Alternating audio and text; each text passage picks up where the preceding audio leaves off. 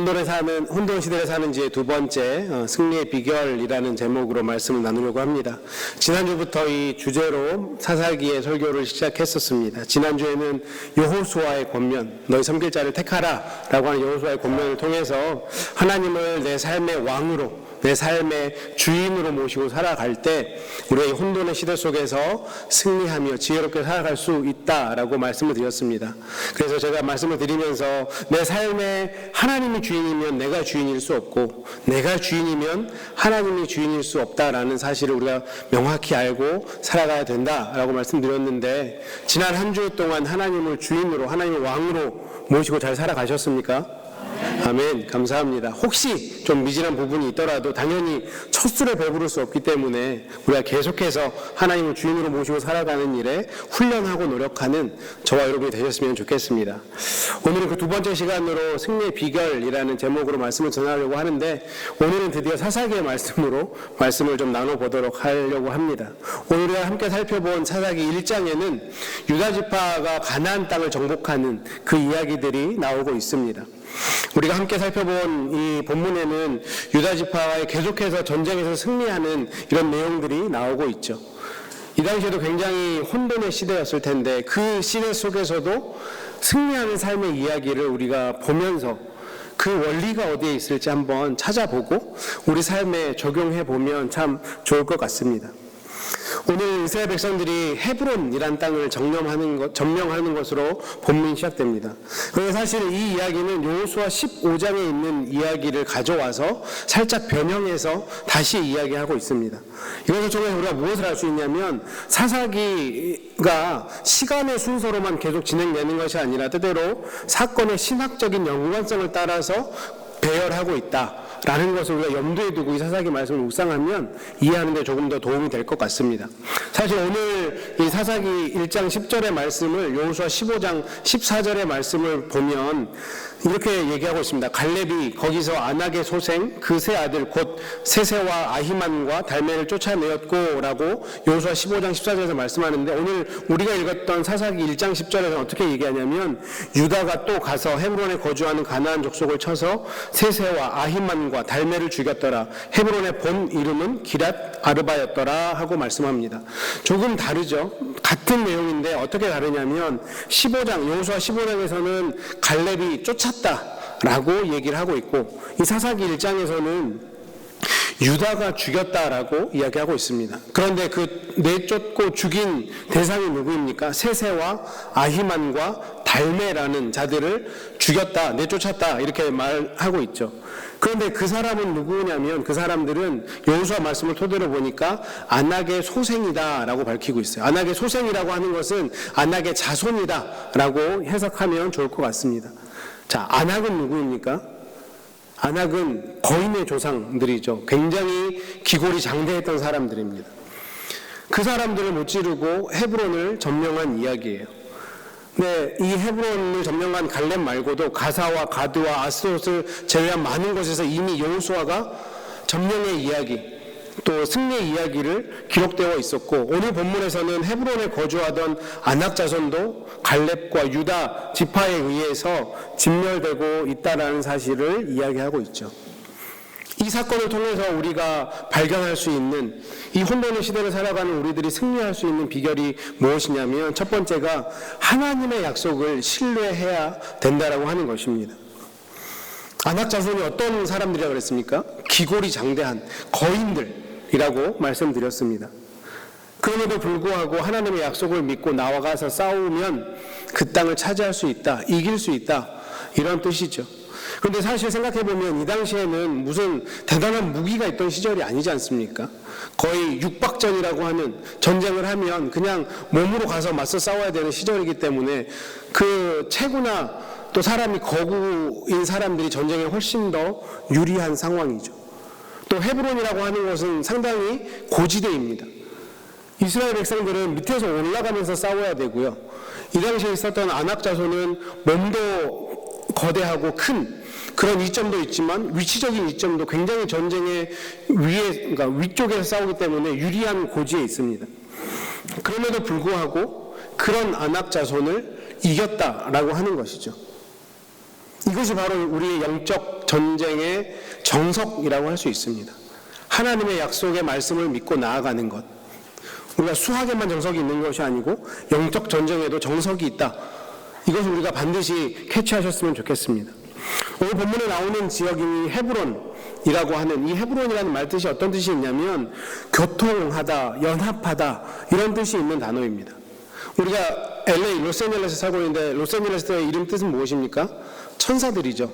그런 이름이 있는 것처럼 헤브론이라는 그 단어에도 교통하다, 연합하다라는 뜻이 있어요. 그런데 이 헤브론은 굉장히 유서가 깊은 그런 장소입니다. 언제 가장 먼저 나오냐면 창세기에 나오는데 아브라함이 자기의 고향과 친척들을 떠나서 거주하고 그 거주하는 곳에서 하나님께 첫 번째로 단을 쌓았던 곳, 하나님께 첫 번째로 예배했던 곳이 바로 이 헤브론이라는 곳입니다. 창세기 18장 18절에 그것을 나타내고 있는데요. 이에 아브라함이 장막을 옮겨 헤브론에 있는 마므레 상수리 수풀에 이르러 거주하며 거기서 여호와를 위하여 제단을 쌓았더라. 하나님과의 언약이 시작된 것이죠. 또 이 헤브론이 나중에 일이긴 합니다만 다윗이 왕위에 오르고 나서 7년 동안 이스라엘의 수도로 사용했던 곳이 헤브론이기도 합니다. 사무엘하 2장 11절 말씀을 보면 다윗이 헤브론에서 유다 족속의 왕이 된 날수는 7년 6개월이었더라. 이 헤브론이라는 곳인데 원래 갈렙이 헤브론을 정복할 때 그 당시 이름이 뭐였습니까? 기랏 아르바라라고 1장 10절에서 소개하고 있죠. 이 기럇 아르바는 어떤 뜻이냐면 아르바의 도시다. 그런데 아르바는 누구냐면 아낙의 아버지이거든요.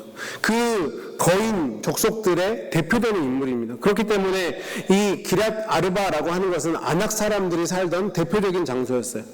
그런데 그것이 하나님의 말씀을 의지하고 갈렙과 유다 족속들이 그 땅을 차지하면서 이름을 헤브론으로 바꾸게 되는 거죠.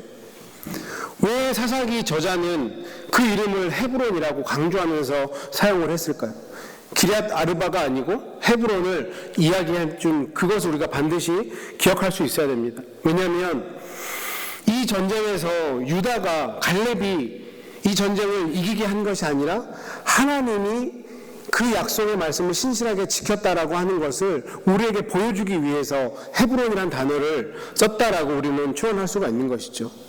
하나님과 아브라함 사이에 첫 언약이 있었던 곳, 그 언약적 교통 이후에 하나님과 이스라엘 백성의 새로운 연합이 또 이곳 헤브론에서 시작되었다라고 하는 것을 보여주고 있는 것입니다. 원래 이 헤브론에 거하던 사람들이 어떤 사람이었다고요? 아낙 자손이었습니다. 도저히 이스라엘 백성들이 싸워서 이길 수 없는 존재들이었죠. 그런데 그 이기지 못할 것 같은 전쟁에서 승리하고 나서 헤브론이라는 지명을 쓰면서 하나님과 이스라엘 백성 사이에 새로운 언약이 세워졌다라고 말씀하고 있는 것입니다. 이 약속의 말씀을 이루시는 분이 하나님이라는 것을 강조하고 있는 거죠.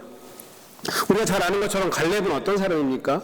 모세로부터 언약의 말씀을 받은 사람입니다. 여호수아 14장 9절에서 하나님께서 모세를 통해서 내 발로 밟는 땅은 영원히 너와 내 자손의 기업이 되리라 라고 말씀하셨을 때 갈렙이 어떻게 반응했습니까? 그 말씀을 기억하고 있다가 이 가나안에 들어가서 하나님 이 산지를 내게 주옵소서 라고 말씀했죠. 근데 잘 생각해 보시면 성경 어디에도 갈렙이 전쟁에 능한 사람이다, 갈렙이 뛰어난 사람이다 이걸 얘기하지 않아요. 갈렙을 통해서 보여주는 건 무엇입니까? 그가 믿음이 있었다라고 하는 거거든요. 내가 나이가 85세고 내가 아래에서부터 위로 올라가야 되는 불리한 조건의 전쟁을 해야 됨에도 불구하고 하나님이 나에게 약속의 말씀을 주셨기 때문에 내가 그 약속의 말씀을 붙잡고 나는 나가겠습니다. 그 약속의 말씀을 믿습니다라고 했을 때 갈렙을 통해서 하나님께서 승리하게 하셨다는 사실을 우리에게 말씀해주고 있는 거죠. 우리도 마찬가지 아닙니까? 하나님께서 우리에게 주신 이 약속의 말씀들을 기억하고 있고 그 말씀을 신뢰하고 있다면 하나님께서는 그 사실 하나만으로도 우리를 통해서 승리케 하신다라는 것을 배울 수 있게 되는 본문이 바로 오늘의 본문인 것입니다. 헤브론은 갈렙이 믿음으로 얻어낸 땅입니다. 하나님의 약속의 말씀을 믿음으로 이 땅을 받았던 것이죠.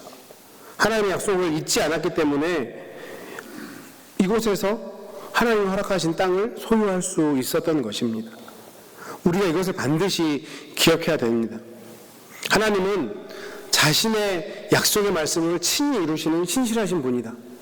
이것이 갈렙에게만, 이 당시 이스라엘 백성에게만 적용되는 것이 아니라 이 땅을 살아가고 있는 지금 이 시대 우리들에게도 동일하게 적용되는 분이고 동일한 성품을 가진 하나님이다라는 사실을 기억하셔야 됩니다. 우리가 너무나 잘 아는 말씀, 이사야 41장 10절 말씀, 우리에게 어떤 말씀을 주십니까? 두려워 말라, 내가 너와 함께함이라. 놀라지 말라, 내가 너의 하나님이 됨이라. 참으로 너를 도와주리라. 참으로 의로운 오른손으로 너를 붙들리라. 하나님이 우리에게 이 약속의 말씀을 주셨어요. 저와 여러분에게 이 약속의 말씀을 주셨습니다. 어떤 상황에도 하나님은 우리를 그렇게 도와주시고 하나님의 의로운 오른손으로 우리를 붙들어 주실 것이다. 그럼 우리가 이 약속의 말씀을 붙들고 기억하고 나아가야 되지 않겠습니까?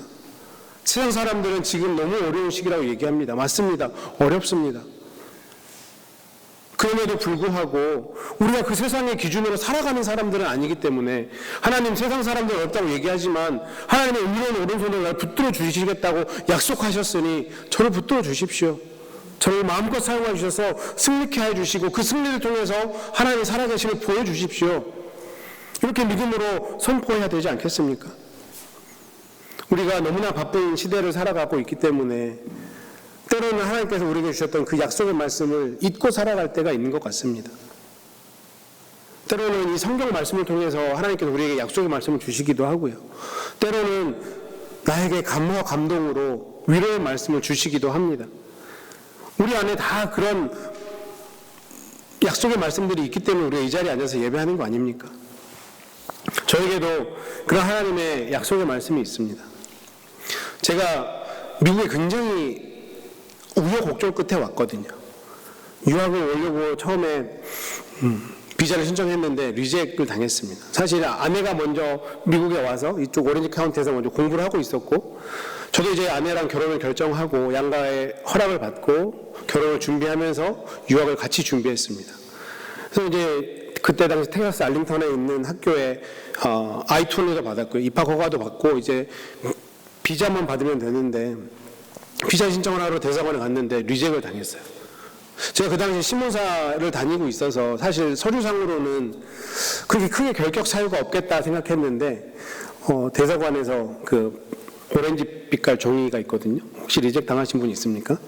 네, 그거를 받았어요. 너무 앞길이 막막했습니다.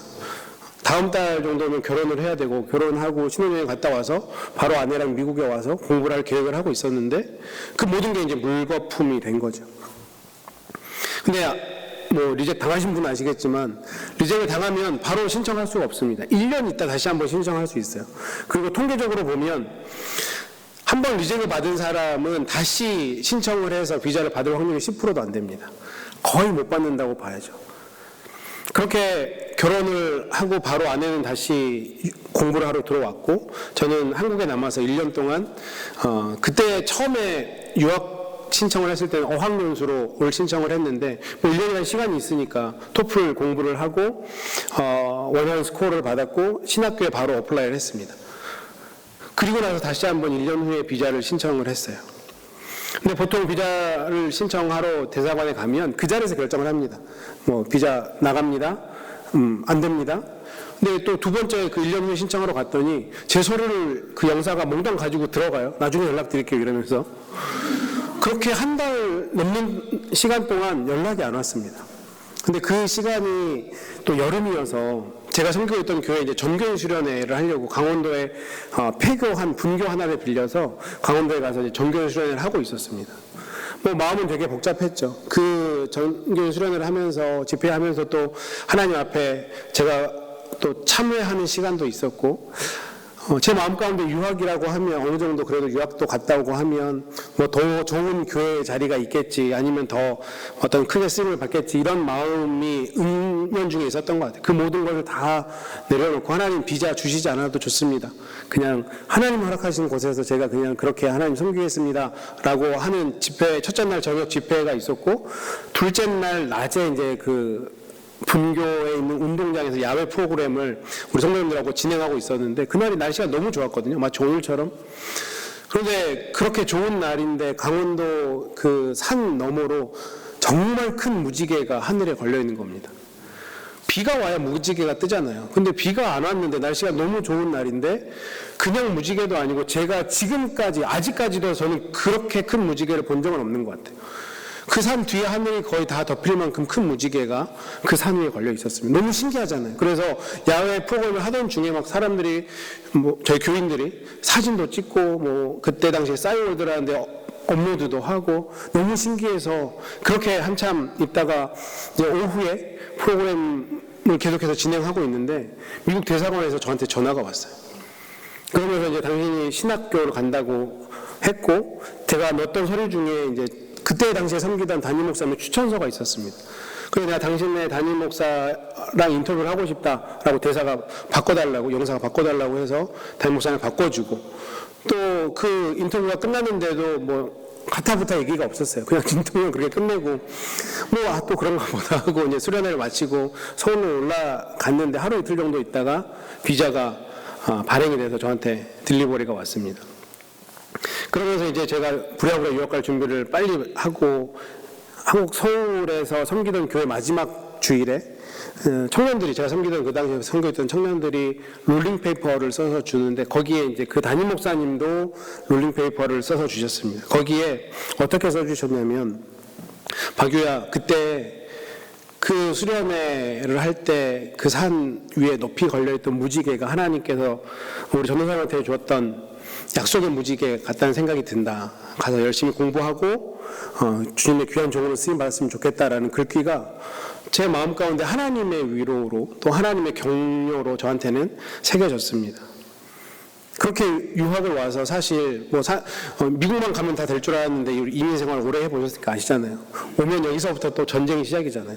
얼마나 어렵습니까? 내가 과연 여기서 살아낼 수 있을지, 버텨낼 수 있을지. 유학 생활도 마찬가지였습니다. 파이낸스에 어려움도 있었고, 또 영어로 공부를 하려니 쉽지도 않았고, 내가 과연 이걸 잘 마칠 수 있을까? 이 길의 끝은 어딜까? 그런 엄청난 고민이 있을 때 하나님께서는 저에게 그 무지개를 계속해서 생각나게 하셨어요.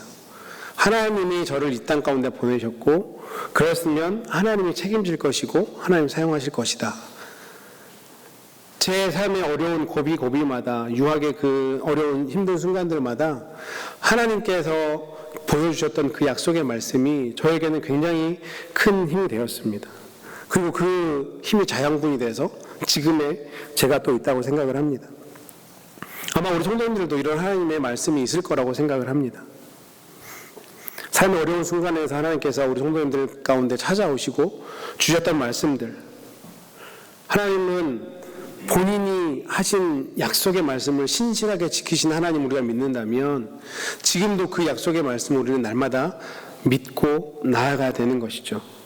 로마서 8장 37절에서 우리를 사랑하시는 이로 말미암아 넉넉하게 이기게 하시겠다라고 분명히 약속하지 않으셨습니까? 하나님은 우리 모두가, 하나님의 자녀 모두가 넉넉히 이기를 바라시는 분이고, 그 이김을 하나님이 주신다라고 하는 사실, 그것을 믿으셨으면 좋겠습니다. 지금 혹시 어려운 광야의 길 같은 그런 길을 가고 계십니까? 나와 하나님만 알고 있는 그 어려운 시간들을 보내고 있습니까? 그렇다면 하나님의 약속의 말씀을 붙잡으시기 바랍니다. 내가 지금 어떻게 할 수 없을 것 같은 그 어려운 순간의 길을 걷는다고 할지라도 하나님이 나를 넉넉하게 이기게 하실 것을 믿고 그 약속의 말씀을 붙잡으면 우리도 갈렙처럼, 유다 지파처럼 승리하게 될 것입니다. 두 번째로 오늘 본문 17절과 18절의 말씀을 다시 한번 보시겠는데요. 제가 봉독해 드리겠습니다. 유다가 그의 형제 시므온과 함께 가서 스밧에 거주하는 가나안 족속을 쳐서 그곳을 진멸하였으므로 그 성읍의 이름을 호르마라 하니라.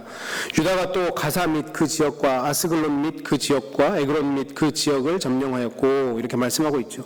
유다의 정복이 계속 이루어지고 있습니다. 행하는 전투마다 승리를 하고 있어요. 스밧의 가나안 족속을 진멸하고 그 땅 이름을 이번에는 호르마라 이렇게 이름을 붙였다고 기록하고 있습니다. 근데 이 호르마라고 하는 단어의 뜻은 진멸하다. 그 말씀을 보니까 그 땅을 진멸했다고 그랬잖아요. 그 땅을 진멸하고 우리가 여기를 하나님 말씀대로 깨끗하게 다 치웠다 라는 뜻으로 호르마라는 단어를 썼다라고 기록하고 있거든요. 근데 호르마라고 하는 이 히브리어가 진멸하다라는 뜻도 있고, 또 한편에는 봉헌하다, 헌신하다라는 뜻도 있습니다.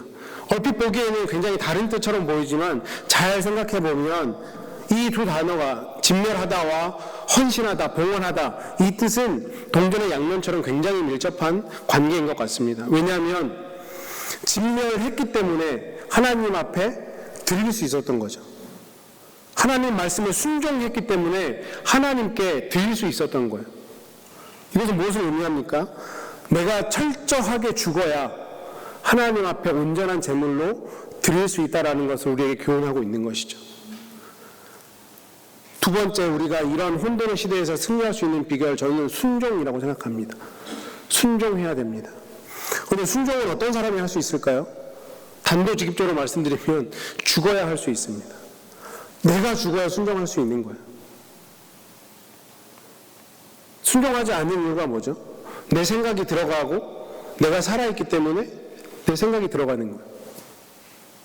오늘 이 호르마라고 하는 단어, 진멸해야 돼요. 완전 다 없애야 됩니다. 내 생각, 내 유익, 내 관점, 하나님 앞에서는 다 진멸하셔야 돼요. 그래야 하나님 앞에 온전한 제물로 드릴 수 있는 것입니다. 이런 의미에서 보면 이 호르마라고 하는 것은 전쟁을 통해서 하나님께서 우리에게 보여주신 또 다른 승리의 비결이라고 할 수 있죠. 철저히 내가 죽는 순종을 통해 드릴 때 하나님께서 완전한 승리를 우리에게 허락하신다. 내 자아가 죽지 않으면 결코 하나님이 완전하게 받으시는 온전한 헌신이 될 수 없다. 오늘 21절 말씀에 베냐민 지파는 예루살렘에 거주하는 여부수 족속을 쫓아내지 못했다라고 했거든요. 왜 이 베냐민 지파는 여부수 족속을 쫓아내지 못했을까요? 아마 그들 안에 여러 가지 그럴듯한 변명이 있었을 것입니다. 이 사람들 여부수 족속을 내가 잘 굴려서 더 많은 소출로 하나님께 더 좋은 거 드리겠습니다 라고 혹시 변명하지 않았을까요? 그런데 결국에 이 베냐민 지파가 여부수 족속을 쫓아내지 않음을 통해서, 온전히 순종하지 않음을 통해서 얼마나 어려운 일을 겪게 됩니까? 오랫동안 이 여부수 족속이 예루살렘을 떠나지 않았다라고 21절 하반절은 그대로 기록하고 있고요. 그걸 통해서 예루살렘이 이스라엘의 중심지가 되지 못했습니다. 한참 지나서야 다윗 왕이 즉위하고 나서 이 예루살렘이 이스라엘의 수도가 될 수 있었던 거죠. 그 기간 동안 이스라엘 백성들에게 어떤 어려움이 왔겠습니까? 이 가나안 백성들, 우상을 섬기는 그것들에 이스라엘 백성들이 그대로 노출됐고, 그들이 타락하고 부패하고 하나님과 멀어졌던 결과를 우리 너무나 잘 알고 있지 않습니까? 작은 불순종이 철저하게 하나님 앞에 순종하지 못했던, 호르마를 드리지 못했던 그 이스라엘 백성의 모습이 결국에는 하나님과 멀어지는 단초를 제공했다라고 하는 것입니다. 하나님 앞에서 온전한 순종을 드리지 못해서 어려운 인생을 살아갔던, 실패한 인생을 살아갔던 대표적인 인물, 이스라엘의 첫 번째 왕이었던 사울 기억하지 않습니까? 아말렉을 반드시 진멸하라고 하나님께서 말씀하셨는데 그 전리품에 욕심이 생겨서 내 눈에 보이는 좋은 것들을 남겨놨습니다. 하나님이 질책하실 때 사울이 어떤 핑계를 댔습니까? 사무엘상 15장 9절 말씀에 사울과 백성이 아각과 그의 양과 소의 가장 좋은 것 또는 기름진 것과 어린 양과 모든 좋은 것을 남기고 진멸하기를 즐겨 아니하고 가치 없고 하찮은 것은 진멸하니라. 내가 하나님 앞에 좋은 것으로 제사 드리고 싶어서 좋은 것 남겨놨습니다라고 아주 그럴듯한 변명으로 사울이 그렇게 얘기하죠. 그런데 이 일을 계기로 사울의 인생이 어떻게 무너졌습니까? 결국에는 하나님께 버림받고 왕위를 상실했고요.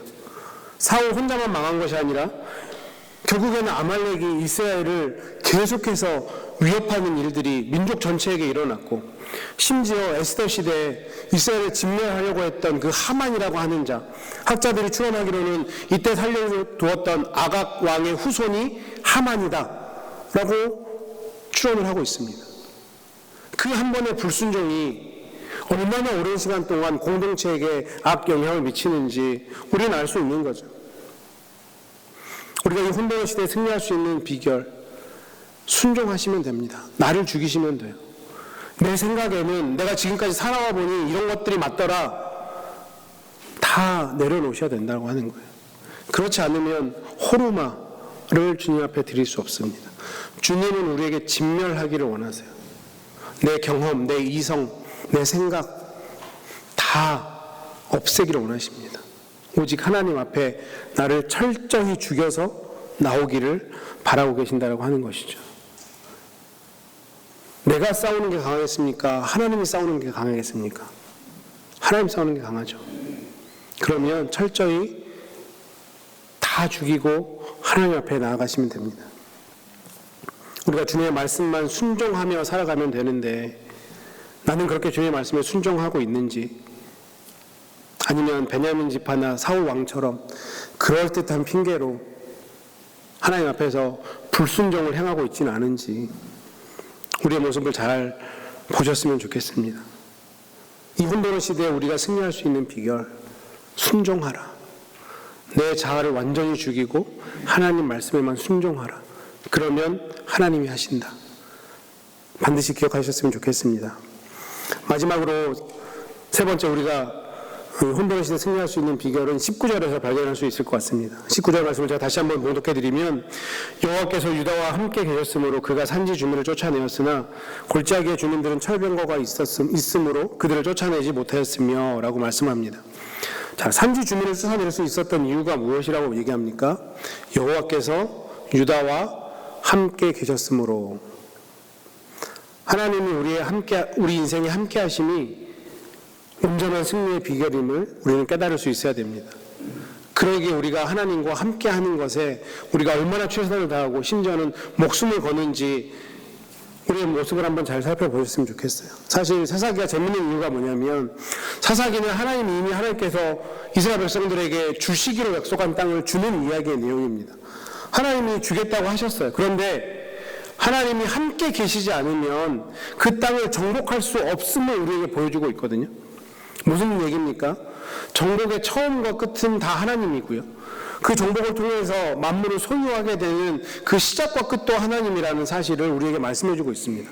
하나님과 함께 하지 않으면 하나님이 아무리 약속했지만 그것을 우리가 받을 수 없다라고 이야기하고 있는 거예요. 약속의 말씀과 그 약속의 말씀을 취하고 누리는 것은 별개의 문제다라고 우리에게 말씀하고 있는 것입니다. 우리가 하나님이 약속하신 말씀을 내가 그대로 받기 위해서 가장 힘써야 하는 것은 하나님과 함께합니다. 나는 하나님과 함께하고 있는가? 그런데 이 말씀에서 우리가 한 가지 주목해야 될 게 있는데, 사사기 승리의 원인으로 하나님과 함께 하신 언급할 때 유다가 하나님과 함께 하신 것이 아니고 하나님이, 여호와께서 유다와 함께 하셨다라고 기록하고 있다는 사실이죠. 연합과 동거의 주체가 유다가 아니고 하나님임을 이야기하고 있습니다. 우리가 흔히 신앙생활을 착각하는 게 그건 것 같아요. 내가 하나님을 붙잡는 것으로 착각합니다.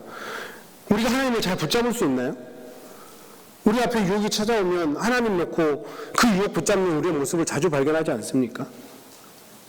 여호와를 붙잡는 것은 우리가 하는 일이 아니고 여호와께서 우리를 붙잡아 주시는 것, 이것이 승리의 원동력이다 라고 우리가 말씀드릴 수 있는데, 그러면 우리 마음 가운데 질문이 생기죠. 그러면 저는 뭐 해야 됩니까? 하나님이 저 붙잡아 주시면 되는데 저는 뭐 해야 되나요? 나의 도리와 책임은 무엇입니까? 그냥 감히 나무에서 떨어져서 내 입에 떨어지기를 기다리면 될까요? 결코 그게 아닙니다. 우리가 해야 될 일은 하나님이 우리와 함께 하심을 믿어야 된다는 사실, 하나님이 지금 나와 함께하고 계시다는 사실을 믿어야 된다는 거예요. 이 믿음이 내가 하나님과 함께 하심을 발견하고 그것을 내 삶 속에 작동하게 할 수 있는 원리다라고 하는 것입니다. 하나님께서 나와 함께하고 계시다는 사실을 인지하고 신뢰하셔야 돼요. 이것을 다른 표현으로 하면 코람데오라고 할 수 있죠. 내가 하나님 앞에 있다. 하나님이 내 앞에 계신다고 하면 우리가 마음대로 살 수 있을까요? 지금 내 앞에 하나님이 보고 있다라고 하면 우리가 세상 속에서 내 마음대로 할 수 있을까요? 이렇게 하나님과 함께 하심을 믿지 않을 때 어떤 일이 일어나는지 오늘 19절 말미에 어떻게 얘기합니까? 철병거가 있어서 골짜기의 주민들은 쫓아내지 못했다라고 변명합니다. 철병거가 뭐죠? 눈에 보이기에 무서운 거예요. 이 당시에는 앞에 얘기했던 육박정 같은 걸 해야 되는데 철을 무기로 사용하는 건 얼마나 강력한 군사력을 얘기하는 겁니까? 아무리 싸워도 내가 철을 이길 수는 없잖아요. 내가 철을 아무리 세게 때린다고 철을 이길 수 있나요? 내 손만 부러지잖아요. 이스라엘 백성들이 눈에 들어오는 것으로 두려움을 잊어버린 거예요. 무엇을 잊어버렸습니까? 하나님이 나와 함께하고 있다는 사실은 내 눈앞에 보이는 두려움 때문에 다 사라져버린 거죠. 하나님이 나와 함께 하신다는 사실 우리는 늘 기억하며 살아야 되는데 그 사실이 없어지니까 내 앞에 닥쳐오는 집채만한 파도가 무섭게 느껴지는 거고 내가 저 파도에 삼킬 것처럼 느껴지는 거 아니겠습니까? 아무리 철병거가 강하다고 해도 하나님보다 강하겠습니까? 그 강하신 하나님이 함께 하겠다고 우리에게 말씀해 주셨잖아요. 그러면 우리가 그 사실을 붙잡아야 돼요. 우리가 눈에 보이는 철병거가 두려워서 골짜기를 정복하지 못한다라는 이 불신, 의심, 이것이 우리 삶 가운데 얼마나 큰 피해를 끼치는지 우리는 잘 알고 있지 않습니까? 우리가 아무리 하나님의 은혜를 경험했다고 해도 이런 의심이 우리 마음 가운데 한번 들어와 버리면 하나님의 약속의 말씀이 성취될 수 없는, 하나님이 주시겠다고 하는 것도 취할 수 없는 그런 안타까운 상황이 생기게 된다라고 하는 것입니다. 그래서 야고보 사도도 우리에게 이 의심의 위력에 대해서 이렇게 말씀합니다. 오직 믿음으로 구하고 조금도 의심하지 말라. 의심하는 자는 마치 바람에 밀려 요동하는 바다 물결 같으니 이런 사람은 무엇이든 죽게 얻기를 조금도 생각하지 말라. 유다가 정복전쟁에서 실패한 이유, 베냐민이 실패한 이유가 무엇입니까? 하나님이 함께하지 않아서가 아니라 철병거는 이기지 못한다라는 내 눈에 보이는 그 의심 때문에 가나안 정복을 실패했어요. 이 의심은 하나님의 위대하심을 무시하는 행위이고 하나님의 존재를 지우는 행위가 바로 이 의심이라는 사실. 내가 이거 할 수 있을까? 내가 이 어려움을 이겨낼 수 있을까? 우리는 못하죠. 나는 못합니다. 그런데 나를 붙들어주신 하나님 때문에 이겨낼 수 있는 거예요. 그 원리로 우리가 이 땅을 살아가야 되지 않겠습니까? 우리가 너무나 잘 아는 다윗과 골리앗의 싸움이요. 다윗이 골리앗보다 훨씬 더 좋은 무기를 가져서 골리앗을 이겼나요? 아니요. 골리앗의 무기가 훨씬 좋았습니다. 다윗에게는 뭐가 있었습니까? 만군의 여호와 하나님께서 나와 함께한다는 그 믿음 하나가 있었습니다. 그 믿음 때문에 승리했다는 거 아니겠어요? 결국 이 승리의 비결을 우리에게 궁극적으로 보여주시는 분이 누구입니까? 예수 그리스도이십니다. 예수님은 손에 어떤 무기도 들지 않으셨습니다. 예수님이 갖고 계셨던 것은 무엇입니까? 오히려 고난을 받으셨고 죽임을 당하는 방식으로 하나님 말씀에 순종하셨습니다. 그 순종을 통해 하나님이 승리케 하셨습니다. 가장 완벽한 승리의 방식 아닙니까? 하나님의 약속의 말씀을 믿고 하나님께 순종하고 하나님과 함께 하심을 예수 그리스도께서 믿었기 때문에 손에 아무런 무기가 없어도 심지어 내가 고난당하고 죽임당하는 그 일로도 승리했다라고 하는 것입니다. 이 승리의 방식이 우리에게도 마찬가지로 충분히 적용될 수 있습니다. 이 땅에서 이 어려운 시대를 내가 이기며 살아갈 수 있는 것은 내가 지금까지 해왔던 그 어떤 것이 많아서가 아니라 나의 어떠함이 아니라 하나님이 나와 함께 하시고 나를 붙들어 주십니다. 내가 이것을 잊지 않고 날마다 믿음으로 고백하고 살아간다라면 우리는 승리할 수 있다는 사실을 기억하셨으면 좋겠습니다. 이제 말씀을 맺겠습니다. 참 어려운 시대를 살아가고 있습니다. 저보다 인생의 경험이 훨씬 더 많으시니까 예전에는 좋았는데 왜 점점 더 이렇게 힘들어질까? 앞으로 내가 버텨낼 수 있을까? 이런 두려움이 있으실 수도 있을 것입니다. 그런데 이런 시대에도 우리가 충분히 승리할 수 있으면 오늘 성경은 우리에게 말씀하고 있습니다. 그 승리할 수 있는 유일한 비결이 무엇입니까? 우리가 도저히 이길 수 없을 것 같은 철병거가 내 눈앞에 있는 것처럼 보일지라도 하나님께서 우리와 함께 하시기 때문에, 하나님께서 너를 넉넉히 이기게 하실 거라는 그 약속의 말씀을 나에게 주셨기 때문에, 내가 하나님의 말씀에 순종하기만 하면, 하나님이 나와 함께 하신다는 그 믿음의 고백만 있으면 하나님이 나를 통해서 승리하게 하실 것이다. 우리 성도님들 앞에 어떤 어려움이 지금 눈앞에 있습니까? 그것 때문에 어떤 마음의 어려움들이 있으십니까? 내가 무엇을 하는 것이 아니라 하나님이 나를 붙잡고 그 모든 시간들을 건너가게 하실 것입니다. 제가 설교를 준비를 하는 과정에서 가끔 아내한테 물어보기도 하고요. 오랫동안 신앙생활을 했고, 또 아내도 신학교도 나오기도 했고, 제일 많이 알죠. 그래서 이렇게 설교를 해보려고 하면 어때? 라고 물어보면 이런저런 조언을 많이 해줍니다. 물론 좋은 조언은 그닥 없습니다. 그렇게 해도 되겠냐라는 식으로 얘기를 해요. 이번 주에도 이렇게 얘기를 하다가 내가 이런 첫 번째, 두 번째, 세 번째 포인트를 가지고 설교를 하려고 한다 했더니 아내가 대본에 그 얘기 하더라고. 쌀로 밥 짓는 소리 좀 하지 마라. 너무 뻔한 얘기 아니냐.